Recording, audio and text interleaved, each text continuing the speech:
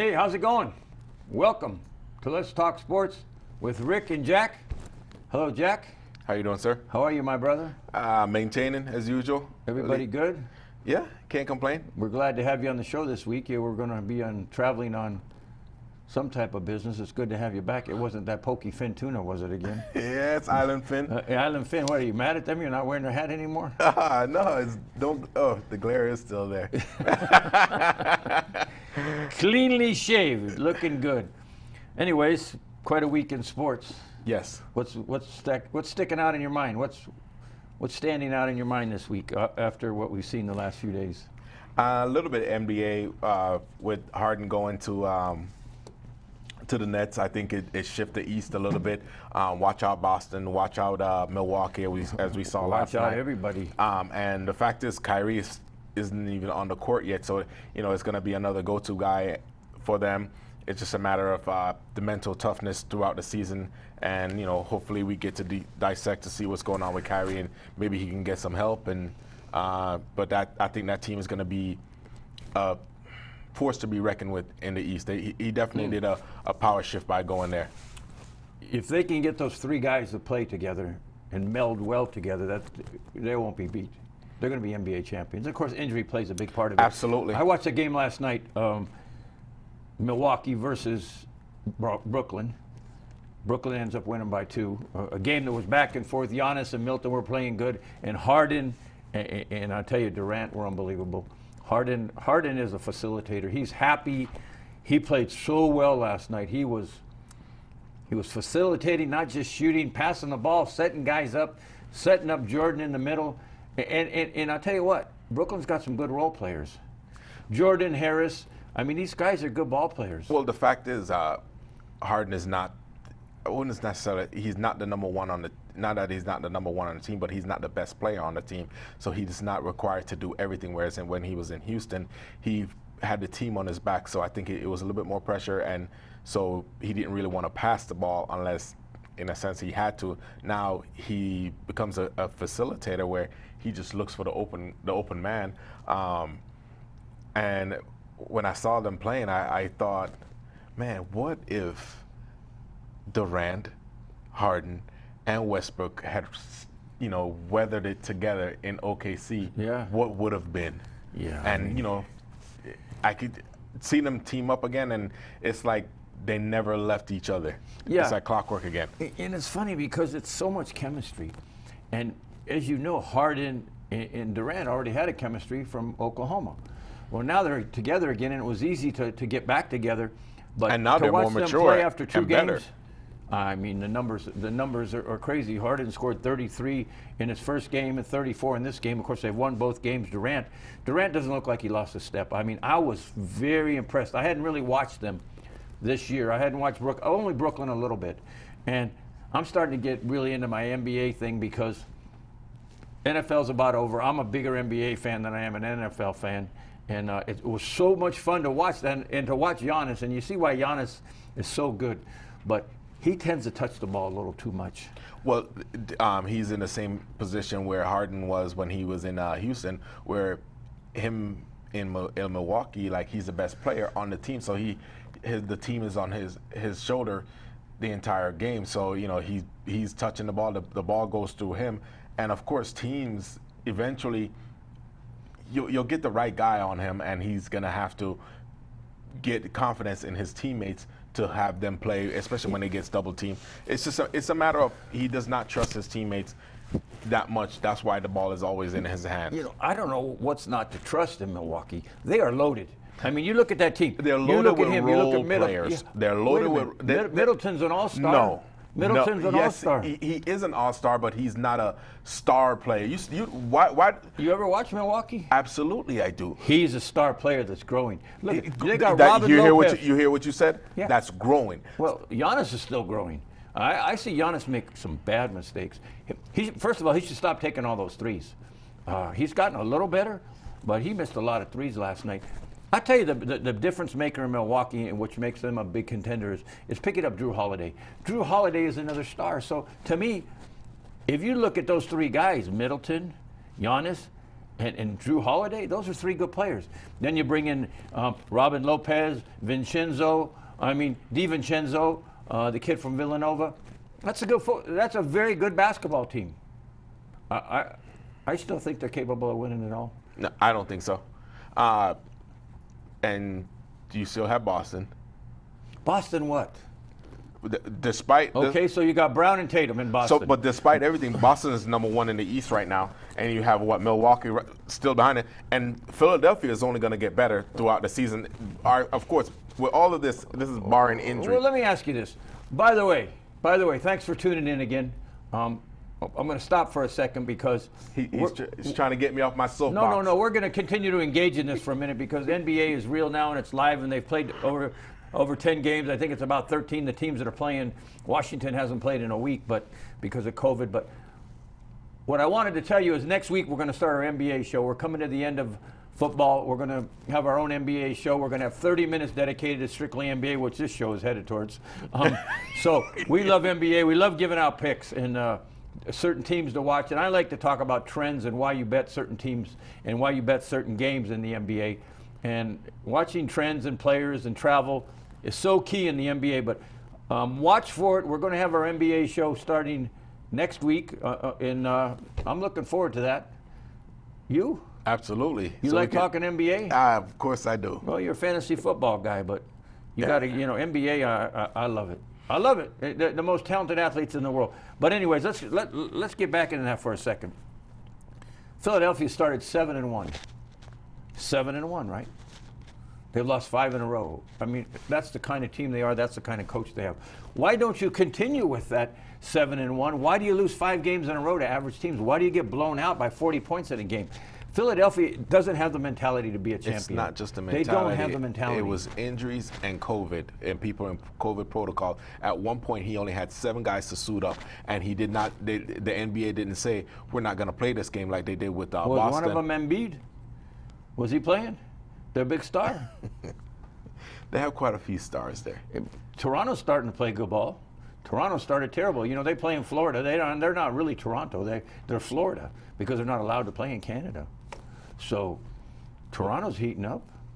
Like you say, Boston, Philly. Yeah. Who's going to? Who really? If everybody stays healthy and COVID doesn't take the NBA away from us, they put some new protocols in to try to curb this, but. There's a lot of problems in the NBA with COVID. And again, like I said last week, everywhere but Clippers and Lakers. Crazy. Yeah, it's in Golden State too, by the way. Where it's supposed to be, COVID's supposed to be the worst, California. Yeah, it's a matter of the mentality of the teams and your will to win and the sacrifices that you're gonna make. And how important that you think that you being there for your team and how you affect everybody else. Just don't be selfish. And I think that's what the California teams are doing right now. They're doing their best, despite that the state being damn near number one with the cases. So it's sacrifice and mental strength. Yeah, it is. And I was thinking about this last night. I watched 3 games. They had a triple header in TNT. And where else can you see? In one night, Jay Morant, who was Rookie of the Year last year, who was unbelievable player. The kid led Memphis to a victory over Phoenix last night. In that game, you see Devin Booker, who's unbelievable. You see Morant. And then you go to the next game, you get to watch Kevin Durant, Giannis, Hardaway, Milton, Holiday. And then you watch the Laker game, which Golden State was behind the whole game and won it in the 4th. You get to watch Steph Curry, you get to watch LeBron, you get to watch, Davis. In one night I saw so many great players, and it was fun. I sat there and literally watched 3 games. I just stopped to eat dinner though. I don't miss any meals, but NBA is so great. You didn't check out our local Golden Knights? I did not. Golden Knights 3-0. Congratulations. You're Come playing, from behind, win too. Yeah, I know, but they're playing a team from the minor leagues. So what? They're playing the Coyotes, right? Is that correct? Yes. What are the Coyotes? Now they had a 3-game series with one team. How good are they? Then they got one more with them, right? A 4-game schedule against one team. Hey, they started 3-0. Okay, good. God bless. God bless. Pat, you ready? Vegas Golden Knights. 3 games, 3 goals. Keep it up, Vegas Golden Knights. I know we got a lot of Vegas fans here. They went right from the Raiders to the Golden Knights. I hope the outcome is a lot better with the friggin' Golden Knights. God bless you, hockey fans. Anyways, we'll talk more NBA next week. Let's talk about a couple other things. College basketball, it remains the same. The tops are the tops. Yeah, right now, of course, as predictable, Gonzaga up on top, Baylor looking real good right now. Then we have Villanova, Iowa, and actually Texas and Iowa. There was just surprised with you that Texas is not at the number 4 spot, but they just swapped spots, number 4 and 5, and then back there at the number 6 spot we got Tennessee. Yeah, Tennessee. A lot of them are playing good ball. Who do you think is better, Baylor or Gonzaga? See, my problem with that, and I think all of us as we call ourselves analysts or whatever the case is, where we analyze these games. We're just a couple of dumb guys having fun. Yeah, Didn't know a little bit. We tend to like hype your last performance, and I'm trying not to do this with Baylor, but they really look good. But I'm trying not to let their last, the last thing that they did to say, okay, they're the best in the land. As far, Gonzaga's been there throughout the season, and with college basketball, for some reason, when you're in that number 1 spot every time, anytime they get the number 1 spot, they end up losing throughout the years. This season actually surprised me to see them in that number 1 spot for so long. No, it's been all year. Remember this, and this is a very compelling thought. Gonzaga is a good team. They have a lot of veterans. It's a good team. A lot of guys, juniors and seniors. They don't play nearly the schedule. They play teams like University of San Francisco, St. Mary's, what's their name, Pepperdine. Pepperdine's a good university. There's smart people there. Volleyball. So my point is this, and this is an interesting point. I believe Baylor is the number 1 team in the country by far, and I'll tell you why. They play in the Big 12. The Big 12 has 6 teams in the top 14. 6 teams. Look at Gonzaga's conference and see how many teams are in the top 10, top 14, whatever. It's only Gonzaga. Last night, Baylor plays a tough Kansas team who can beat a lot of teams, and they put it to them, man. They put it to them. And I said to myself, in the announcers were saying that both teams probably won't go undefeated, and it's tough for Baylor because of the conference they play in. I mean, it's a tough conference. But also know this statistic, in a very tough league, they have won every game by 8 points or more. Every game by 8 points or more. Baylor's pretty darn good. I don't know if you've watched them. So Kansas, West Virginia, all these teams are good. Texas. I mean, hey, man, the Big 12 is loaded. Somebody from the Big 12 is going to win it all. That's my belief. Is going to win it all. I want to apologize to all Baylor fans out there. The fact that he put you guys on the pedestal when he did this with football, every team that he went with, they end up losing the next time they played. So I apologize in advance. Don't worry about it. Load up on Baylor. Continue to do so. Remember this. On our very first show, I said Buffalo would be in the Super Bowl. Check it out. Go back to the first show. All right. Have they been jinxed by me? No, because Buffalo's going to win it all. You heard it here first. And we'll talk about that on our NFL show. But anyways, women's basketball, the top teams continue to be the top teams. We got Louisville. NC State, and then we got Connecticut. Connecticut's always in there. I'm surprised. Normally Baylor is up there too with them, but not in the top 5. Tennessee's in the top 10, aren't they also? The women? Yep. And then South Carolina, and then Stanford coming in at number 5. Stanford lost this week. Stanford was number 1 the whole season. Yeah. Stanford lost a Pac-12 game. And so they dropped out, but Stanford's very capable. UCLA's got a great team this year. Good for the Bruins. They have a very good women's basketball team. I believe they're number 6. Are they UCLA number 6? I believe so, yeah. So, it's women's basketball's fun. I watch it. I enjoy it. I enjoy watching that game. There's some talented women out there. And, the guys' game is doing good.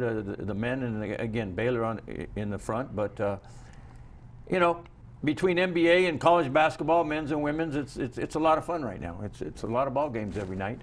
And so we'll continue to watch it. Again, we're gonna have our NBA show starting next week. And the last thing I wanted to talk about was How do you think the Alabama's going to fare with losing their offensive coordinator, Sarkisian? They've lost their special teams guy. They lost another guy. They've lost a lot of coaches. How's that going to affect Alabama in the upcoming year? Is it or isn't it? And a lot of players went out, by the way. So my thing when it comes to for some reason in college, it doesn't affect them as much as it does in the pros,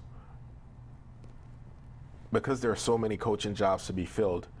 All these top programs, the LSU's, the Floridas, the Alabama, for some reason they're always losing players to the draft, and they're always losing coordinators to get other coaching positions. They're used to it. But what doesn't change is the winning culture in the programs. Yeah. They may have like a down. Alabama's. Yes, they may have a Winning down culture. year where they'll lose 2 games. Oh, that's but, a big loss. That's a big but losing I year. know, I understand that. But then they're always right back in it. Yeah. So it's the culture doesn't change despite the pieces changing. Yeah, it's a good point. And I'll give you a perfect example. Look at what happened at LSU. They had a terrible year defensively. What did they do? They went out and tried to hire New Orleans' defensive coordinator. Season got over. They offered him a job. He said he wanted to go to LSU. New Orleans said, no, wait a minute. He got a contract. He can't move. So I don't know what's going to happen there, but LSU, again, in their need to compete with Alabama, in their need to compete with, that conference, and not playing defensively well last year, what did they do? They went out and got a pro coordinator from New Orleans and paid a whole lot of money, believe me. But we don't know if he's going to move. But, coaching changes and Yeah, it happens all the time. So, but what doesn't change is the culture, and the winning culture. Yeah, that's really you're gonna do the things that's necessary to continue winning, and I think it doesn't really affect them in that much. You'll see teams on the rise, and they'll go back down because of the culture. Sometimes you'll have a better quarterback this year for the next 3 years, so you go right back up there because of the talent. But then the culture is, if you're a losing culture, you're losing. Yeah, it's well put. It is a winning culture, and that's why when they lose coaches and they've had a lot of people graduate or go to the NFL, and they just reload. Yep. The top teams, the Clemsons, the Alabamas, the LSUs, the Floridas, they reload. They really do, the Ohio States. And it's fun to watch, and it's fun to watch this coaching carousel. We'll talk more on our NFL show about what's happening with coaches there. But what do you think? I got one last question for you before we get out of here. What are you thinking about the big UFC fight between McGregor and Poirier this week, and who's going to win that? McGregor's back, bigger than ever, pay-per-view, ESPN Plus. You going to get it or no? I can't talk about it if I don't watch it. Yeah. It's different when you watch highlights and actually watch it. Who's going to win? The thing is, as much as I don't want, as much as I want to say McGregor is not going to win, as long as he's fighting, you can't count him out. And so I'm gonna put my money on McGregor. If I would bet, I would go with McGregor. I don't think he's gonna have what we call ring rust. He stays in great shape. He has huge pride. It's just the problem in that division is nobody can beat Khabib, but he's retired, but he's coming out. But nobody can beat Khabib. Not even close, because he's such a great grappler. One of the interviews this week with Dana, we were talking about, they asked him about him coming back, and he said it's going to depend on what kind of talent, what did they show in the ring. If it's an all-out brawl where he feels that there's competition there, he'll come back. If it's just a okay fight, he'll stay retired, because he said he doesn't want to hold up the ring or the belt. So he'll relinquish it. But if there's some competition in there, he'll come back. He'll be back. They always come back for enough money. Everybody has a price, right? They come back for enough money.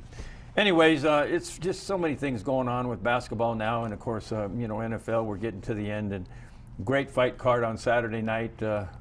Really great UFC card, and enjoy that, and have a great week. We look forward to talking about sports some more next week and what's going on. NBA's heating up. Thank you for watching.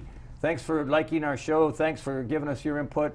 We've got a lot of followers now. These sports shows of ours really are doing well, and we thank you for your watching, your comments. Please continue to like, continue to share, continue to join WWDB TV.